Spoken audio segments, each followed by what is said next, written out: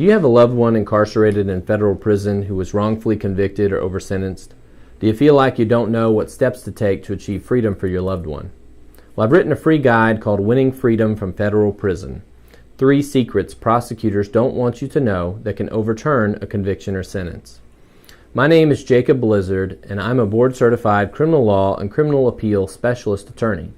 I help people achieve freedom for their loved ones after they've been wrongfully convicted, over-sentenced, or denied due process. Too often, I meet loved ones of the convicted that are burdened with feelings of helplessness and confusion when a loved one has gone to prison. Reliable answers aren't easily found, and few lawyers have knowledge of this area of law. So it leaves those incarcerated and their loved ones with no information to understand the highly technical legal process. My free guide gives you insight into the 3 secrets prosecutors don't want you to know that can overturn a conviction or sentence through the legal writ of habeas corpus process. Let me tell you about Tim. Tim was charged along with several others in a large drug conspiracy case in federal court. Tim's lawyer met with him a few times, but never really told him much about the evidence in the case. Then Tim's lawyer just showed up with plea papers and said that Tim needed to sign or he was going to go to prison even longer. Tim signed the papers and even gave up his appellate rights as a part of the deal. At sentencing, the trial judge used drug deals from people Tim didn't even know to enhance the punishment, and Tim received a lengthy sentence. Tim's lawyer said there was nothing he could do and that he had waived his appeal, so that was the end.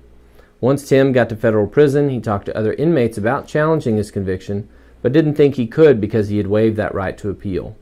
A couple of years later, Tim decided to challenge his conviction with a writ of habeas corpus anyway. Tim filed a writ of habeas corpus under Section 2255, but the court rejected his application, saying it was untimely.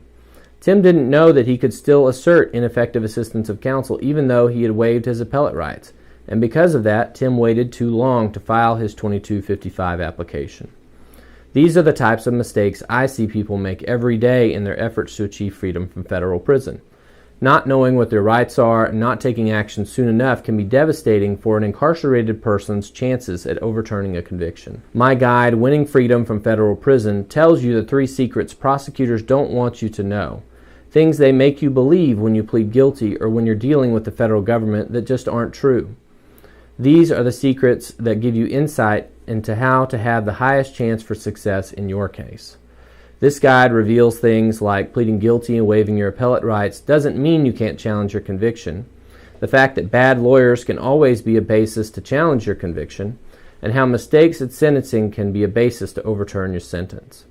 Now click the link below the video, enter your email, hit the button at the bottom of the page, take the time to read the guide, send it to your loved one if you like, and if you have any questions, feel free to reach out to me.